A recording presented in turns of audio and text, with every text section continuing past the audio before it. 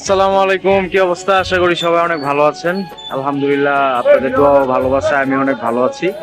আমি আর ইয়াসিন আজকে আসি হচ্ছে গাজীপুর।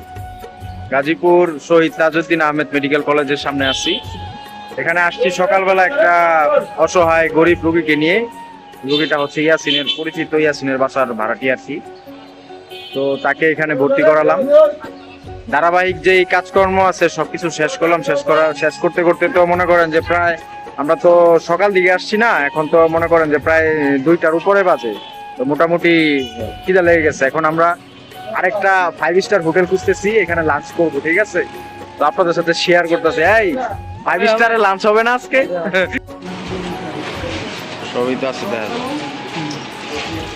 কালাবোনা, ভর্তা, মাছ বা মুরগি, গরুর কালাবোনাটা লইছি গো।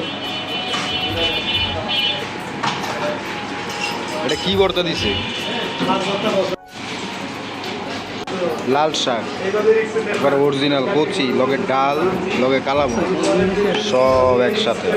খাওয়া দাওয়া শেষ করলাম, আলহামদুলিল্লাহ। খাবার খুবই ভালো ছিল।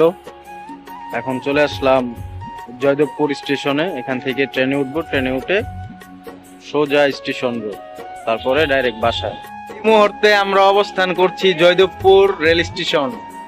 ট্রেনটি কোথা থেকে আসবে আমরা জানি না, তবে ট্রেনটি আসবে 5টার দিকে।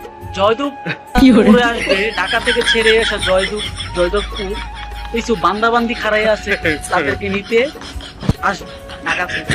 তাই জন্য আমরা ওয়েট করছি, আমরা অপেক্ষায় আছি ট্রেনের আশায় বান্দিরপুরের জন্য।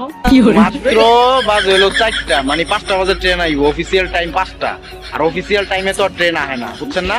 তার মানে আরো 1.5 ঘন্টা দাঁড়ায় থাকতে। আমাদের জন্য সবাই দোয়া করবেন, আমরা যাতে এই জায়গায় বুঝলেন না ভাই, ধৈর্য ধরে মেইনটেইন করে আসি। আমরা ধৈর্য ধরে এখানে দাঁড়ায় থেকে ট্রেনে জানি আমরা উঠতে পারি, ঠিক আছে? সেই জন্য আমাদের জন্য দোয়া করবেন। আমরা এখন ট্রেনের অপেক্ষায় আছি।